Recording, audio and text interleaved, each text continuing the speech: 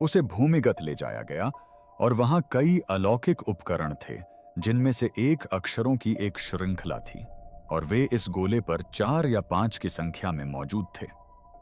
Colombia से प्राप्त एक अजीब धातु के गोले का परीक्षण कर रहे वैज्ञानिकों ने एक ऐसी खोज की जिसने उन्हें चौंका दिया।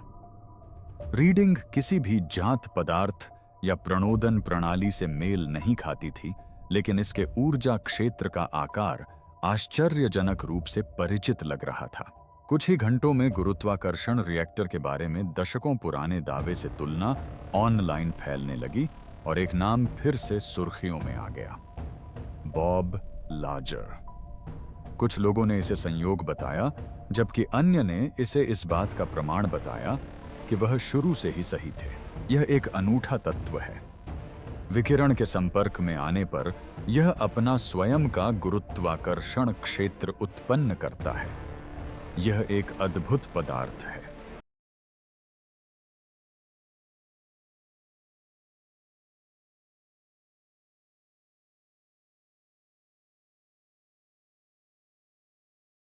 लेकिन जैसे जैसे उन्होंने बूगा स्फीयर का परीक्षण किया, यह कम समझ में आने लगा। और इसके बाद जो हुआ, उससे विशेषज्ञ यह सवाल उठा रहे हैं कि क्या हम आखिरकार प्रतिबंधित तकनीक को काम करते हुए देख रहे हैं, वह प्रयोग जो सफल नहीं होना चाहिए था। इसकी शुरुआत मैक्सिको सिटी के बाहर एक निजी अनुसंधान केंद्र में चुपचाप हुई थी। जब टीम उसके चारों ओर इकट्ठा हुई, तब तक वह वस्तु पहले से ही मेज पर रखी हुई थी। एक बिना निशान वाला धातु का गोला छूने पर ठंडा। कोई सीरियल नंबर नहीं, कोई वेल्डिंग नहीं, कोई स्पष्ट विद्युत स्रोत नहीं। कुछ वैज्ञानिकों, इंजीनियरों और तकनीशियनों को एक साधारण विद्युत चुंबकीय परीक्षण का अवलोकन करने के लिए आमंत्रित किया गया था। बाद में पत्रकारों द्वारा समीक्षा किए गए आंतरिक नोट्स के अनुसार उद्देश्य केवल यह रिकॉर्ड करना था कि नियंत्रित धारा के प्रति वस्तु की प्रतिक्रिया कैसी होती है। किसी को भी कुछ भी असामान्य होने की उम्मीद नहीं थी। फिर रीडिंग बदल गई। शुरुआती मिनटों में परीक्षण की निगरानी करने वाले उपकरणों में अनियमितताएं दिखने लगीं। बिना किसी ऊष्मा इनपुट के स्थानीय तापमान में उतार चढ़ाव, सटीक तराजू से मापे गए वजन में बदलाव और मंद विद्युत चुंबकीय स्पंदन जो बिजली आपूर्ति का विरोध करने के बजाय उस पर प्रतिक्रिया करते प्रतीत हुए। एक पर्यवेक्षक ने कथित तौर पर इसे एक ऐसा फीडबैक पैटर्न बताया जो मौजूद नहीं होना चाहिए था। यह असामान्यता सूक्ष्म थी, शुरू में लगभग ध्यान देने योग्य नहीं थी, लेकिन जब क्षेत्र की तीव्रता बढ़ी तो गोला इस तरह से प्रतिक्रिया करता हुआ प्रतीत हुआ जैसा कोई सामान्य पदार्थ नहीं करता। कमरे में मौजूद लोगों ने इसका वर्णन इस प्रकार किया मानो वस्तु सांस ले रही हो, सूक्ष्म रूप से सिकुड़ रही हो और फिर स्थिर हो रही हो। कुछ तकनीशियनों ने इसे अंशांकन त्रुटि समझा। कुछ अन्य असहमत असहमत थे। उन्होंने अपने सेंसरों को 2 बार पुनः कैलिब्रेट किया और हर बार उन्हें वही परिणाम मिला। उस सुबह प्रयोगशाला के आंतरिक नेटवर्क पर हुई बातचीत, जो बाद में ऑनलाइन लीक हो गई, से पता चलता है कि कुछ ही मिनटों में भ्रम और अविश्वास फैल गया था। कुछ लोगों ने अनुमान लगाया कि यह आंतरिक ऊर्जा का पुनर्वितरण था, संभवतः पीजोइलेक्ट्रिक या तापीय प्रकृति का, लेकिन वितरण पैटर्न किसी ज्ञात पैटर्न से मेल नहीं खाता था। दोपहर तक मेक्सिको के राष्ट्रीय स्वायत्त विश्वविद्यालय के एक स्वतंत्र भौतिक विज्ञानी को डेटा की समीक्षा करने के लिए कहा गया। सहकर्मियों के अनुसार उनकी प्रतिक्रिया संक्षिप्त थी। ऐसा नहीं होना चाहिए। रिपोर्ट का शेष भाग गोपनीय रखा गया है, लेकिन परीक्षण से प्राप्त कई तस्वीरें, जिनमें मैग्नेटोमीटर पर जटिल गोलाकार पैटर्न उभरते हुए दिखाई दे रहे थे, बाद में विश्लेषकों और निजी चैट समूहों के बीच प्रसारित की गईं। वे पैटर्न गहन चर्चा का केंद्र बन गए। पर्यवेक्षकों ने ऊर्जा क्षेत्र की समरूपता के बारे में कुछ खास बात देखी।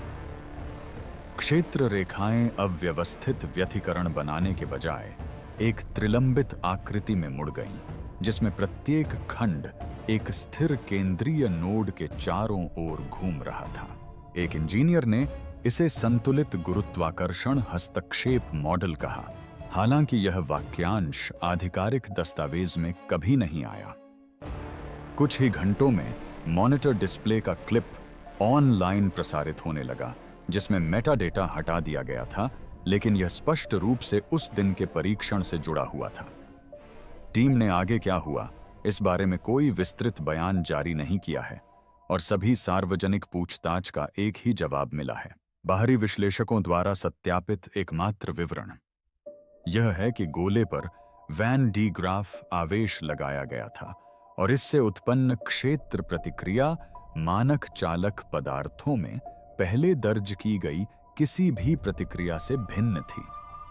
इसके बाद के दिनों में न केवल फुटेज ने बल्कि आंतरिक मेमो में प्रयुक्त भाषा ने भी ध्यान आकर्षित किया।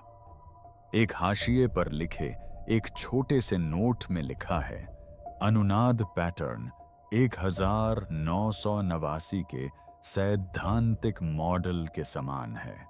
लाजार। संदर्भ अभी भी अस्पष्ट है। किसी ने भी इस टिप्पणी की सार्वजनिक रूप से जिम्मेदारी नहीं ली है और न ही किसी ने यह पुष्टि की है कि यह किस दस्तावेज से ली गई है। फिर भी यह चर्चा को महज जिज्ञासा से चिंता में बदलने के लिए काफी था। एयरोस्पेस सामग्री में विशेषज्ञता रखने वाले शोधकर्ताओं ने इसकी पहुंच का अनुरोध करना शुरू कर दिया। बताया जाता है कि कैलिफोर्निया की एक प्रयोगशाला ने नियंत्रित परिस्थितियों में परीक्षण को दोहराने की पेशकश की। कुछ अन्य लोगों ने संयम बरतने की अपील की और पारदर्शिता एवं डेटा साझाकरण पर जोर दिया। यह वस्तु, जिसे अब विश्व स्तर पर बूगा स्फीयर के नाम से जाना जाता है, पहले से ही अटकलों का विषय बन चुकी थी, लेकिन उस परीक्षण के बाद चर्चा की दिशा बदल गई। अब सवाल यह नहीं था कि यह वास्तविक है या नहीं, बल्कि यह था कि क्या इसे दोहराया जा सकता है। आज तक उस प्रयोग का फुटेज उस गोले से जुड़े सबसे चर्चित सबूतों में से एक बना हुआ है। आधिकारिक विश्लेषण प्रकाशित नहीं हुआ है और इसमें शामिल टीम ने सार्वजनिक साक्षात्कारों से परहेज किया है। जो ज्ञात है वह यह है कि उस प्रयोगशाला के अंदर कुछ अप्रत्याशित घटित हुआ एक मापने योग्य घटना, जो विद्युत के प्रभाव में पदार्थ के ज्ञात व्यवहार के अनुरूप नहीं थी। यह एक साधारण विसंगति थी, मिश्र धातु की संरचना का एक अनूठा गुण था, या कुछ ऐसा जो वर्तमान इंजीनियरिंग की समझ से परे था। यह अभी भी अनसुलझा है और इस उलझन के बीच केवल एक शब्द लाजर वाले उस नोट ने उस बहस को फिर से हवा दे दी, जिसे विज्ञान ने दशकों पहले दफन कर दिया था। वह गोला जो कहीं से प्रकट हुआ, तेज रोशनी और परीक्षण उपकरणों के दायरे में आने से पहले, यह वस्तु कोलंबिया के बूगा शहर के बाहर एक खेत में आधी दबी हुई पड़ी थी। पहली सूचना स्थानीय किसानों से मिली, जिन्होंने मार्च 2025 की शुरुआत में एक धातु जैसी गूंज सुनी, जिसके बाद रात के आकाश में एक तेज रोशनी चमकी। यह न तो दुर्घटनाग्रस्त हुई और न ही इसमें विस्फोट हुआ। प्रत्यक्षदर्शियों के अनुसार यह लगभग धीरे से जमीन पर गिरा, जिससे मिट्टी में एक हल्का सा निशान बन गया। सुबह तक यह खबर छोटे से समुदाय में फैल गई और दोपहर तक वैले डेल काउका में आसमान से गिरा गोला शीर्षक के साथ तस्वीरें ऑनलाइन प्रसारित होने लगी। पहले तो यही अनुमान लगाया गया कि यह किसी उपग्रह या मौसम के गुब्बारे का हिस्सा हो सकता है। कोलंबिया के नागरिक उड्डयन प्राधिकरण ने पृथ्वी के वायुमंडल में पुनः प्रवेश करने से उत्पन्न मलबे की जांच की और रडार पर कुछ भी नहीं मिला। कोलंबियाई वायुसेना ने बाद में पुष्टि की कि उस समय कोई ज्ञात विमान या अंतरिक्ष वस्तु उस क्षेत्र के ऊपर से नहीं गुजरी थी। जब अधिकारी घटना स्थल को सुरक्षित करने के लिए पहुंचे, तो उन्हें लगभग 80 सेंटीमीटर व्यास की एक पूर्णतः गोलाकार धातु की वस्तु मिली, जो हर तरफ से चिकनी थी, और सबसे आश्चर्यजनक बात यह थी कि घंटों धूप में रहने के बावजूद छूने पर ठंडी थी।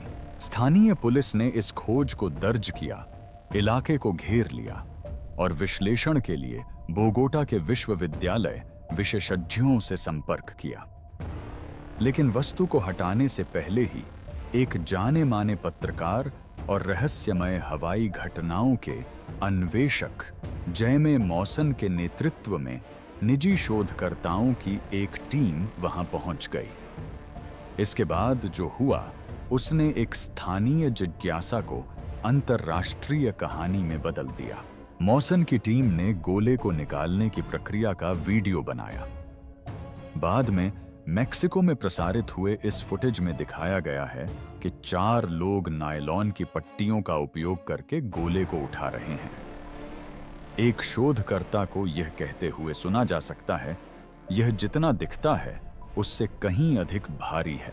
बाद में किए गए मापों से पुष्टि हुई कि गोले का वजन लगभग 25 किलोग्राम था, जो उसके आकार के हिसाब से काफी घना था, लेकिन असंभव नहीं था। हैरानी की बात यह थी कि जब उसे लुढ़काने की कोशिश की गई तो उसका व्यवहार कैसा था। सहजता से लुढ़कने के बजाय ऐसा लग रहा था कि वह कुछ कोणों पर गति का विरोध कर रहा है, मानो संतुलन बनाए रखने के लिए उसके अंदर कुछ हलचल हो रही हो। जब वस्तु को अंततः घर के अंदर लाया गया तो प्रारंभिक परीक्षणों से पता चला कि यह मुख्य रूप से एल्यूमीनियम और जस्ता से बनी थी, जिसमें मैग्नीशियम, निकेल और मैंगनीज के अंश भी थे। लेकिन सतह ने एक अलग ही कहानी बयां की। आवर्धन के तहत इस पर ज्यामितीय आकृतियों जैसी सूक्ष्म नक्काशी दिखाई दी, जो सजावटी नहीं बल्कि कार्यात्मक थीं, मानो वे स्वयं पदार्थ की संरचना का हिस्सा हों। उच्च रिजोल्यूशन वाली तस्वीरों का अध्ययन करने वाले वैज्ञानिकों ने पाया कि गोले में कोई जोड़ या जोड़ नहीं थे, जिससे संकेत मिलता है कि गोले को एक ही इकाई के रूप में ढाला या बनाया गया था। यही बात वैज्ञानिक समुदाय को विभाजित करने के लिए काफी थी।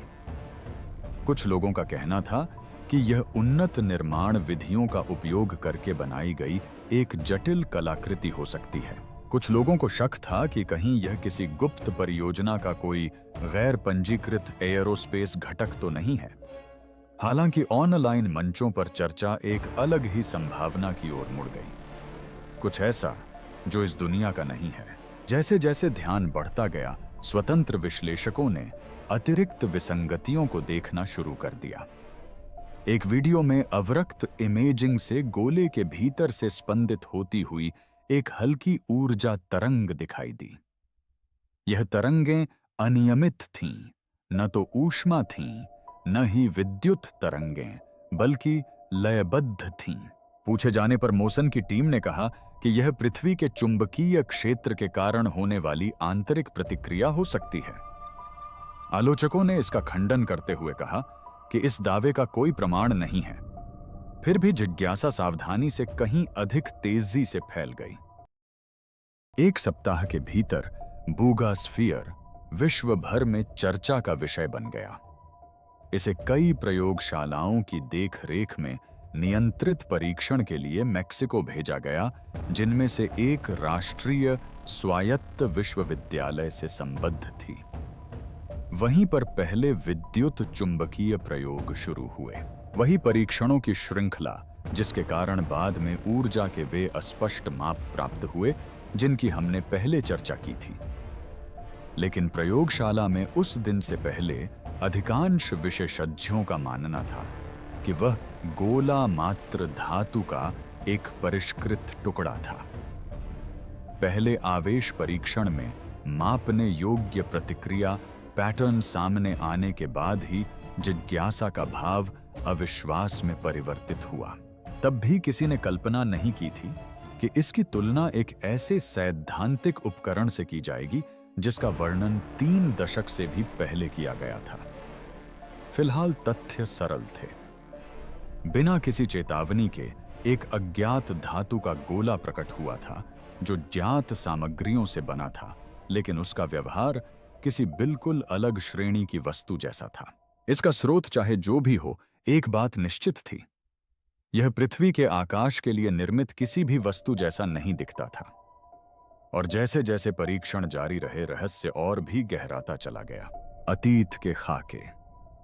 जब कोलंबियाई गोले की खबर ऑनलाइन शोध जगत तक पहुंची, तो अधिकांश वैज्ञानिकों ने इसे एक और इंटरनेट रहस्य बताकर खारिज कर दिया। लेकिन फिर कुछ स्वतंत्र विश्लेषकों ने कुछ विचित्र बात पर ध्यान देना शुरू किया। मेक्सिको में किए गए परीक्षणों से जारी ऊर्जा वितरण चार्ट किसी जात एरोस्पेस ब्लूप्रिंट से नहीं, बल्कि एक ऐसे व्यक्ति द्वारा बनाए गए आरेखों से मिलते जुलते थे जिनके दावों का वैज्ञानिक समुदाय ने कभी उपहास उड़ाया था। लाजर की कहानी 1989 की है, जब वह टेलीविजन पर यह दावा करते हुए दिखाई दिए थे कि उन्होंने एरिया 51 के पास S4 नामक एक गुप्त सुविधा में काम किया था। उन्होंने बताया कि उनका काम गैर मानव निर्मित अंतरिक्ष यानों से प्राप्त प्रणोदन प्रणालियों की रिवर्स इंजीनियरिंग में सहायता करना था। उनके अनुसार इन प्रणालियों के केंद्र में एक ऐसी चीज थी जिसे उन्होंने गुरुत्वाकर्षण रिएक्टर कहा, जो उस समय विज्ञान के लिए अज्ञात एक अतिभारी तत्व 115 द्वारा संचालित था।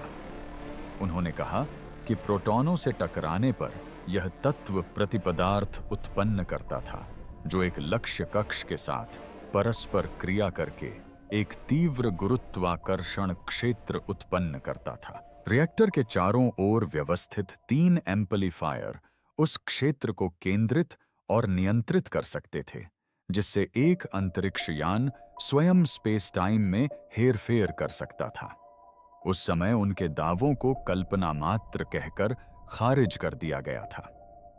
कोई सबूत नहीं था, कोई तत्व 115 नहीं था, और इस बात का कोई प्रमाण नहीं था कि गुरुत्वाकर्षण को किसी भी व्यावहारिक तरीके से इंजीनियर या प्रवर्धित किया जा सकता है।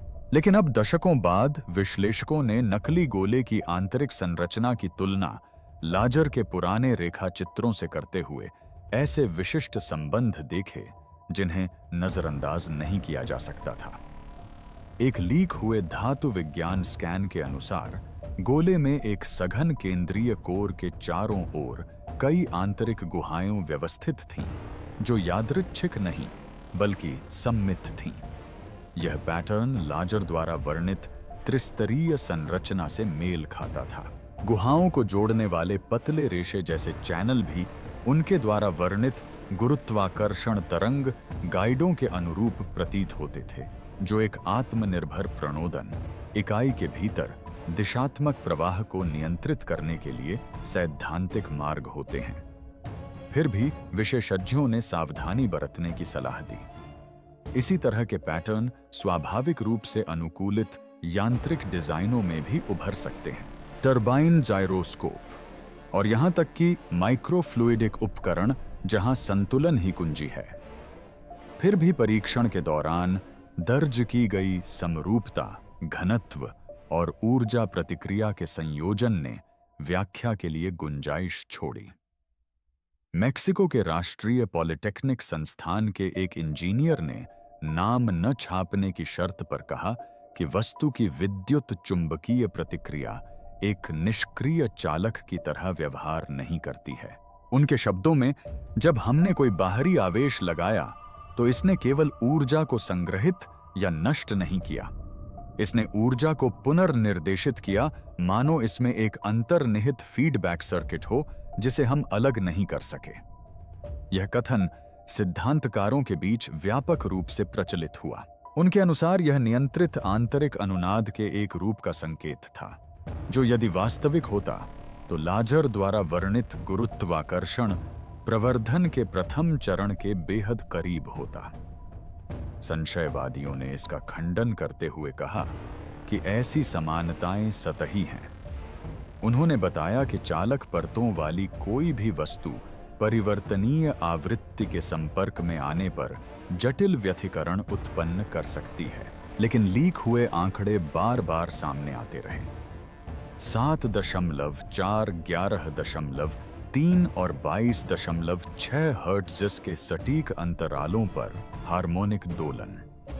ये आवृत्तियां 1991 के एक साक्षात्कार में उल्लिखित आवृत्तियों से मेल खाती थीं, जिसमें लाजर ने रिएक्टर के गुरुत्वाकर्षण क्षेत्र की स्पंदित तरंग का उल्लेख किया था।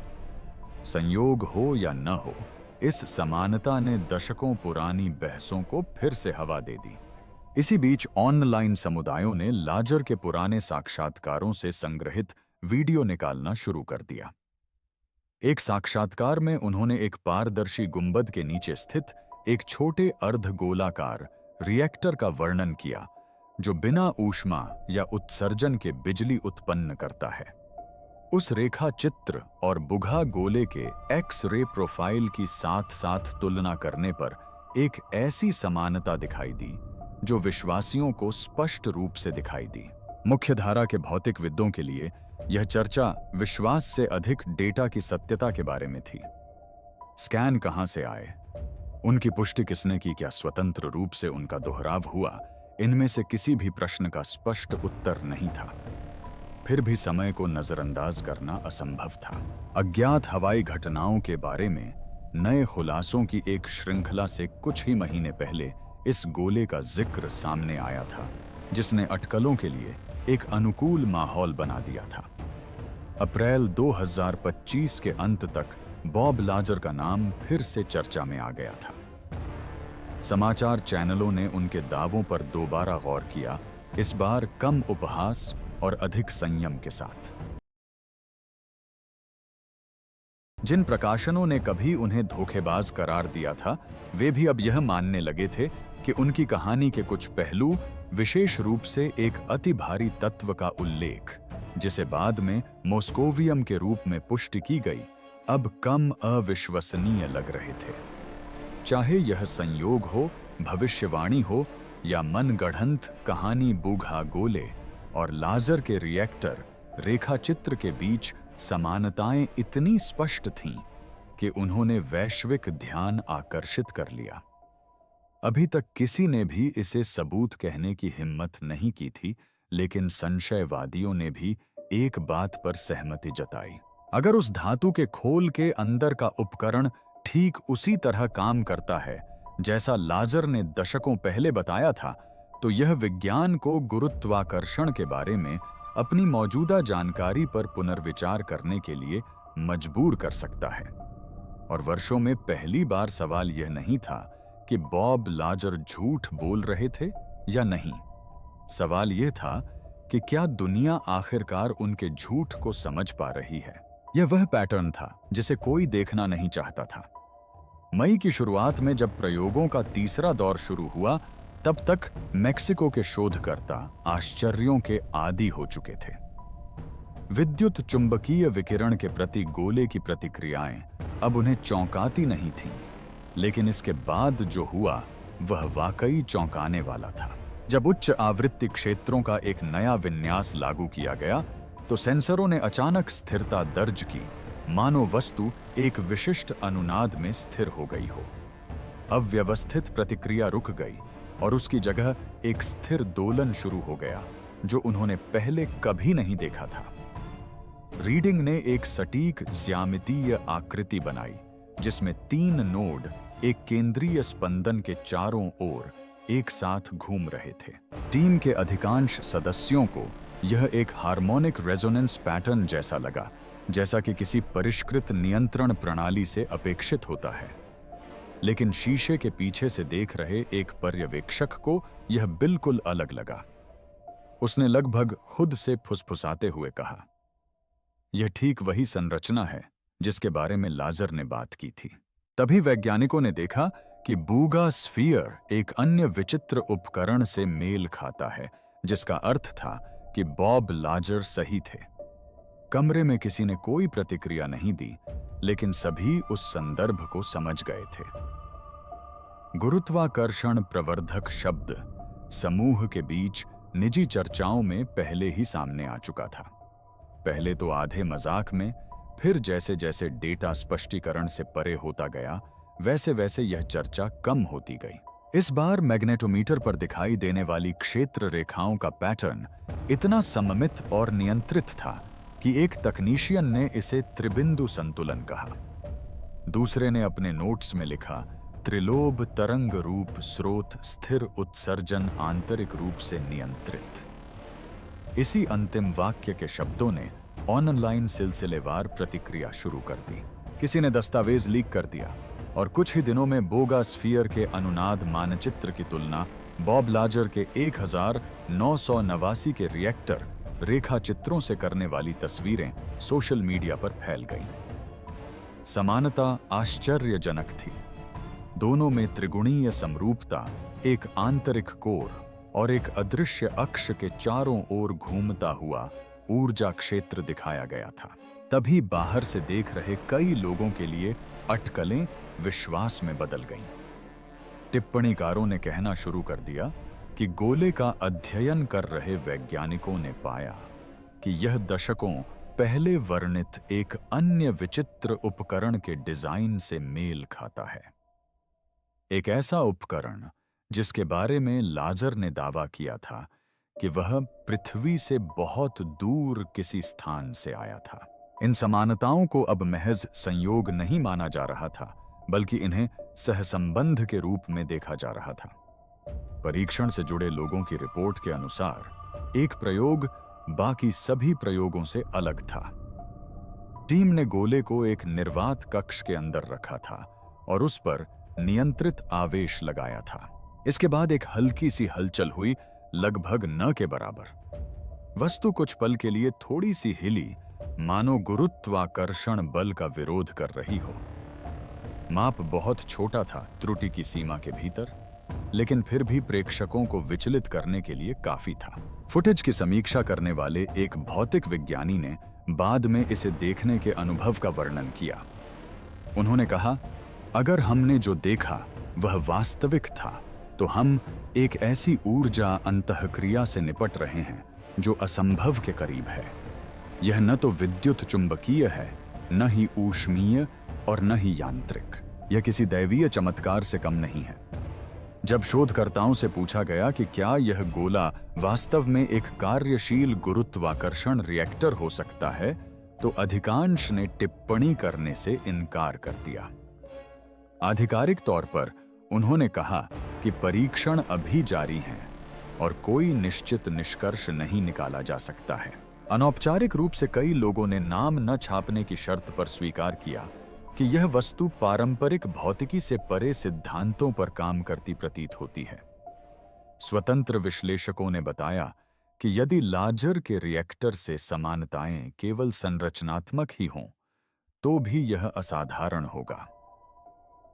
किसी यादृच्छिक वस्तु द्वारा 36 वर्ष पूर्व प्रस्तावित सैद्धांतिक प्रणोदन उपकरण के समान ज्यामितीय ऊर्जा संरचना को दोहराने की संभावना खगोलीय रूप से कम थी। फिर भी कुछ अन्य लोगों ने संयम बरतने की चेतावनी दी। उनका तर्क था कि पैटर्न पहचान एक शक्तिशाली संज्ञानात्मक पूर्वाग्रह है। लोग वही देखते हैं जो वे देखने की उम्मीद करते हैं, खासकर जब रहस्य शामिल हो। लेकिन यह स्पष्टीकरण सबको संतुष्ट नहीं कर पाया।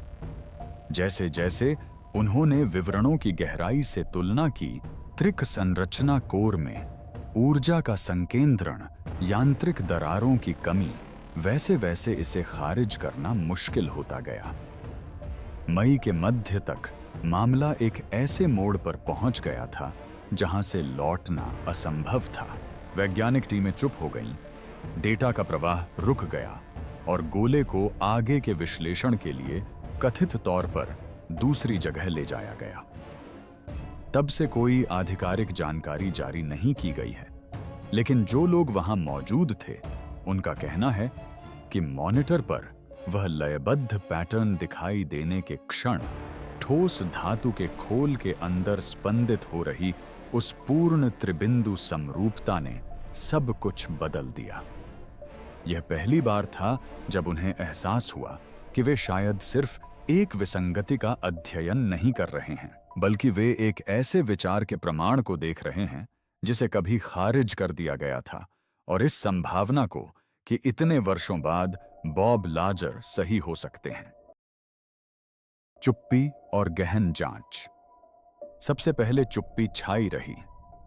हफ्तों तक खुले बयान देने, प्रयोगशाला के दौरे कराने और नियंत्रित प्रदर्शन करने के बाद बुघा गोले पर काम करने वाली टीम ने अचानक बोलना बंद कर दिया। कोई नया फुटेज नहीं, कोई रिपोर्ट नहीं, कोई प्रेस विज्ञप्ति नहीं। वह वस्तु जिसे कभी कैमरे पर खुलकर दिखाया जाता था, अचानक सार्वजनिक दृष्टि से गायब हो गई। अनौपचारिक सूत्रों के अनुसार इसका कारण सहयोगी शोध समूहों में से एक द्वारा गोपनीयता बनाए रखने का अनुरोध था। उस वाक्यांश ने और भी सवाल खड़े कर दिए। शुरुआत से ही इस मामले पर नजर रख रहे पत्रकारों ने अटकलें लगाना शुरू कर दिया कि क्या गोले को सरकारी हिरासत में ले लिया गया है। मैक्सिकन अनुसंधान संघ के प्रवक्ता ने किसी भी औपचारिक हस्तांतरण से इनकार किया, लेकिन चल रही सत्यापन प्रक्रियाओं का हवाला देते हुए उसके वर्तमान स्थान का खुलासा करने से मना कर दिया। पारदर्शिता की कमी संदेह की लहर पैदा करने के लिए काफी थी। ऑनलाइन तरह तरह के सिद्धांत सामने आने लगे। कुछ उपयोगकर्ताओं ने दावा किया कि गोले को संयुक्त राज्य अमेरिका में एक निजी एयरोस्पेस सुविधा में ले जाया गया था। कुछ लोगों का सुझाव था कि परीक्षण के दौरान सुरक्षा संबंधी चिंताएं सामने आने के बाद इसे बंद कर दिया गया था। लेकिन जिन लोगों ने कच्चा डेटा देखा था, उनमें आम राय इससे कहीं ज्यादा सरल थी। परिणाम इतने भयावह थे कि उन्हें जारी करना संभव नहीं था। कोलंबिया में अधिकारी अभी भी इस घटना को मौसम संबंधी असामान्य घटना मान रहे थे। हालांकि प्रेस में लीक हुई आंतरिक रिपोर्टों से पता चला कि विदेशी संस्थाओं ने उस स्थान तक पहुंच का अनुरोध किया था जहां से वस्तु पहली बार बरामद की गई थी। स्थानीय अधिकारियों ने इस पर टिप्पणी करने से इनकार कर दिया। इसी बीच प्रायोगिक लॉग के अंश सामने आते रहे। एक दस्तावेज जो संभवतः अंतिम परीक्षण चरण का हिस्सा था, में निकटता सीमा के भीतर गुरुत्वाकर्षण विरूपण का पता लगाने का उल्लेख था। दूसरे में स्थानीयकृत क्षेत्र संपीड़न का जिक्र था। मीडिया के साथ पहले साझा किए गए सार्वजनिक सारांशों में इनमें से कोई भी शब्द नहीं था। संशयवादियों का तर्क था कि डेटा के गायब होने का मतलब है कि परियोजना ठप्प हो गई है। समर्थकों ने इसके विपरीत जोर दिया कि कुछ पुष्टि हुई है, कुछ ऐसा जिसने दशकों से अनदेखी की गई गवाही को सही साबित किया है। उन्होंने कहा कि लार्जर कनेक्शन अब केवल सिद्धांत नहीं बल्कि तकनीकी पत्राचार था, लेकिन वस्तु के बिना कुछ भी सिद्ध नहीं किया जा सकता था। अब केवल कानाफूसी स्क्रीनशॉट और यह अनसुलझा सवाल ही बचा था कि पृथ्वी पर सबसे चर्चित क्षेत्र पर अब किसका नियंत्रण है। जिन वैज्ञानिकों ने कभी इसका समर्थन किया था, वे भी चुप हो गए थे। उनके सोशल मीडिया अकाउंट निष्क्रिय हो गए थे और उनकी प्रोफाइल से इस परियोजना से संबंधित सभी पोस्ट हटा दी गई थीं। उस अंतिम प्रयोग में उन्होंने जो कुछ भी देखा था, उसके बारे में कोई भी सार्वजनिक रूप से बोलने को तैयार नहीं था। और यह चुप्पी खोज से कहीं अधिक कई लोगों को इस बात का यकीन दिला रही थी कि कहानी अभी खत्म नहीं हुई है। यह सवाल कभी खत्म नहीं होता। बुगा स्फीयर को आखिरी बार देखे जाने की पुष्टि हुए कई महीने बीत चुके हैं। प्रयोगशाला के दरवाजे बंद हैं, शोधकर्ताओं से संपर्क नहीं हो पा रहा है और डेटा को गोपनीयता की कई परतों के पीछे छिपाकर रखा गया है। लेकिन यह कहानी धुंधली नहीं पड़ती। हर कुछ हफ्तों में कोई न कोई नया दावा सामने आता है, जैसे परिवहन के दौरान गोले की कोई कथित तस्वीर परियोजना पर काम करने का दावा करने वाले किसी व्यक्ति का संदेश, या फिर यह रिपोर्ट कि अब इसे किसी ऐसे स्थान पर रखा गया है जिसका किसी भी नक्शे पर उल्लेख नहीं है। इनमें से किसी भी बात की पुष्टि नहीं की जा सकती, लेकिन ये सब रहस्य को जीवित रखते हैं। स्थानीय जिज्ञासा के रूप में शुरू हुआ यह मामला अब एक व्यापक बहस में तब्दील हो चुका है, जो विज्ञान, गोपनीयता और विश्वास की सीमाओं को लेकर है। संशयवादियों के लिए यह इंटरनेट पर मिथक गढ़ने का एक और उदाहरण है एक साधारण मिश्र धातु का गोला जो अफवाहों और संयोगों के माध्यम से किंवदंती बन गया है, लेकिन दूसरों के लिए यह कुछ अधिक गहन अर्थ रखता है, कुछ ऐसा जो सच साबित होने पर दुनिया को समझने के हमारे तरीके को बदल सकता है। वह अनसुलझा रहस्य जिसे कोई पूरी तरह से समझा नहीं सकता, वह है पैटर्न, वह परिपूर्ण त्रिलोब्ड अनुनाद जो डेटा गायब होने से पहले रिकॉर्ड किया गया था। यह मौजूद नहीं होना चाहिए था, कम से कम किसी भी जात धात्विक संरचना में तो नहीं। फिर भी यह मौजूद था, और यह एक सैद्धांतिक उपकरण से मेल खाता है जिसका वर्णन दशकों पहले किया गया था, जिसे पहले खारिज कर दिया गया था, फिर भुला दिया गया था और अब संभवतः सही साबित हो रहा है। यदि रिपोर्ट सटीक हैं, यदि स्वतंत्र सत्यापन के तहत समानताएं बनी रहती हैं, तो इसके परिणाम बहुत व्यापक होंगे। इसका अर्थ यह होगा कि गुरुत्वाकर्षण केवल मापने योग्य एक स्थिरांक नहीं है, बल्कि एक ऐसा बल है जिसे आकार दिया जा सकता है, केंद्रित किया जा सकता है और उपयोग किया जा सकता है। इसका मतलब यह हो सकता है कि बॉब लाजर, जिसे लंबे समय से धोखेबाज करार दिया गया था, ने शायद ऐसी तकनीक देखी हो जिसके अस्तित्व पर बाकी दुनिया विश्वास करने को तैयार नहीं थी। बेशक उस वस्तु तक पहुंच के बिना इसकी पुष्टि नहीं की जा सकती, और फिलहाल वह पहुंच खत्म हो चुकी है। उस गोले का पता अज्ञात है, वैज्ञानिक चुप्पी साधे हुए हैं और सरकारी संस्थाएं इस जांच को दोबारा शुरू करने में कोई दिलचस्पी नहीं दिखा रही हैं। फिर भी इस मामले को शुरू से देखने वालों के बीच एक धारणा बनी हुई है कि यह चुप्पी इनकार नहीं, बल्कि मामले को दबाने की कोशिश है, कि कोई न कोई कहीं न कहीं अभी भी उस वस्तु का अध्ययन कर रहा है, यह जानने की कोशिश कर रहा है कि वह क्या कर सकती है और उससे क्या पता चल सकता है।